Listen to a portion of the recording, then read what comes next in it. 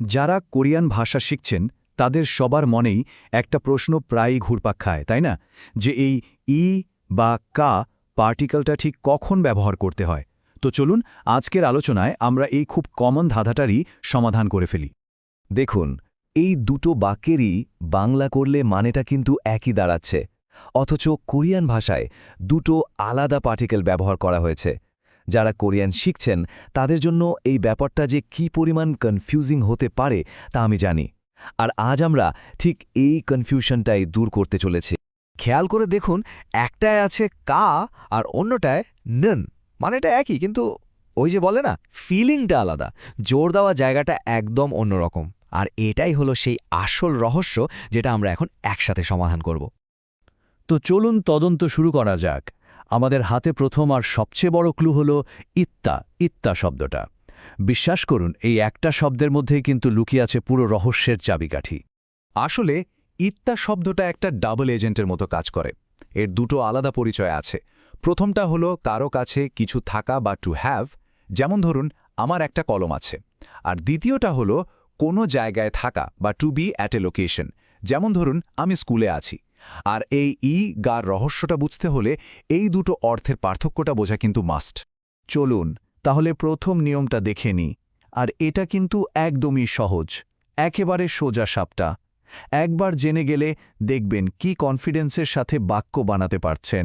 ব্যাপারটা হলো, যখন ইত্তা শব্দটা হ্যাভ বা আছে বোঝাতে ব্যবহার হয়, তখন কোরিয়ান ভাষায় এটা একটা ভার্ভ না, বরং অ্যাডজেক্টিভ বা বিশেষণের মতো কাজ করে। আর কোরিয়ান গ্রামারের একটা বেসিক রুল হলো, অ্যাডজেক্টিভের সাথে অবজেক্ট মার্কার অল বা রিল বসে না। ব্যাস, এখানেই আমাদের একটা নতুন পার্টিকেলের দরকার পড়ে।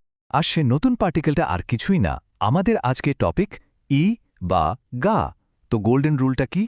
একদম সহজ। যখনই আপনি বোঝাতে চাইবেন আপনার কিছু আছে, তখন যে জিনিসটা আছে সেটার সাথে উলরিলে না বসিয়ে বসাতে হবে ই বা গা। এটাই হলো প্রথম আর সবচেয়ে জরুরি নিয়ম।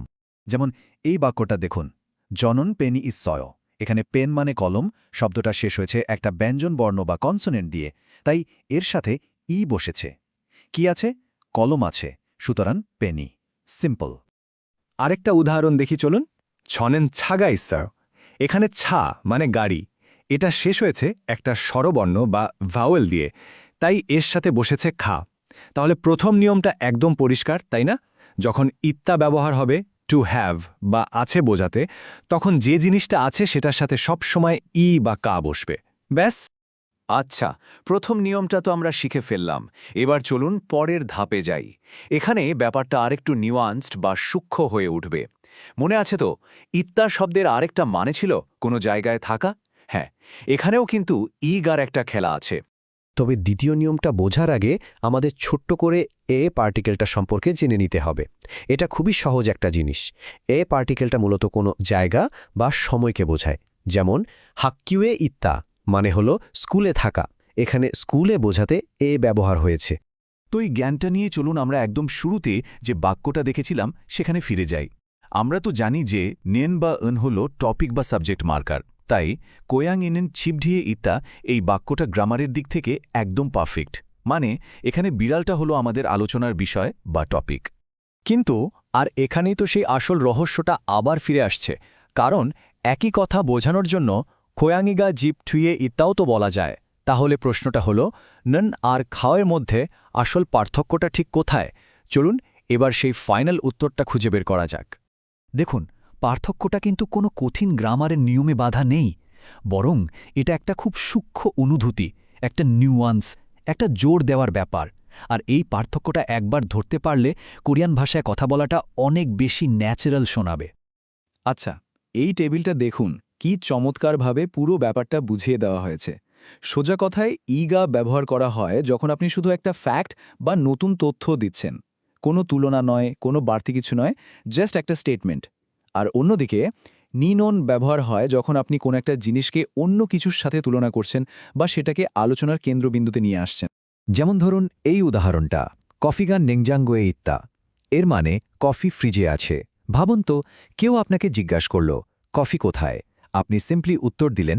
এখানে আপনি শুধু একটা নতুন নিরপেক্ষ তথ্য দিচ্ছেন, ব্যাস, আর কিচ্ছু না। কিন্তু যদি বলা হয় কফি নেংজাঙ্গো ইত্তা, তখন এর মধ্যে একটা তুলনার ভাব চলে আসে। অর্থটা কিন্তু একই, কফি ফ্রিজে আছে, কিন্তু এর ভেতরের মানেটা এমন হতে পারে যে, দেখো, চা হয়তো টেবিলের ওপর আছে, জল হয়তো বাইরে, কিন্তু কফিটা ওটা ফ্রিজে আছে। এখানে কফিটা যেন অন্য কিছুর সাথে তুলনা করে একটু আলাদাভাবে হাইলাইট করা হচ্ছে। বুঝতে পারছেন ব্যাপারটা? তাহলে পুরো আলোচনা থেকে আমরা কি শিখলাম? দেখুন, সবচেয়ে জরুরি কথাটা হলো এটা নিয়ে একদমই চাপ নেওয়ার কিছু নেই। শুরুতেই যে সবকিছু পারফেক্টলি করতে হবে এমন কোনো মানে নেই। আর এই কথাটা মনে রাখলে খুব ভরসা পাওয়া যায়। যদি ভুলও হয়ে যায়, 99.9% ক্ষেত্রে যে শুনছে সে ঠিকই বুঝতে পারবে আপনি কি বলতে চাইছেন। সত্যি বলতে, আপনি যদি নিনন এর জায়গায় গা ব্যবহার করেন বা উল্টোটা করেন, তাতে কমিউনিকেশন কিন্তু আটকে থাকবে না। মানুষ আপনার কথা ঠিকই বুঝবে। তাহলে চলুন আজকের আলোচনার মূল পয়েন্টগুলো এক নজরে আবার দেখে নেই। ১. যখন টু হ্যাভ বা আছে বোঝাতে ইত্তা ব্যবহার করবেন, তখন চোখ বন্ধ করে বা গা ব্যবহার করুন। ২. যখন কোনো নতুন বা সাধারণ ফ্যাক্ট বলছেন, তখনও সাবজেক্টের সাথে বা গা ব্যবহার করুন। আর ৩. যখন কোনো কিছুকে তুলনা করছেন বা টপিক হিসেবে তুলে ধরছেন, তখন নন বা উন ব্যবহার করুন। আর সবশেষে মনে রাখবেন, এই পার্থক্যটা কিন্তু খুব সূক্ষ্ম। তো এখন তো পার্থক্যটা জানা হয়ে গেল। এবার যখন কোনো কোরিয়ান ড্রামা দেখবেন বা কে-পপ শুনবেন, তখন কি এই পার্টিকেলগুলোর ব্যবহারের মধ্যে লুকিয়ে থাকা এই সূক্ষ্ম বার্তাগুলো খেয়াল করবেন? একবার চেষ্টা করে দেখবেন ল্যাঙ্গুয়েজটা শোনার পুরো এক্সপিরিয়েন্সটাই আরও কত বেশি ইন্টারেস্টিং হয়ে গেছে।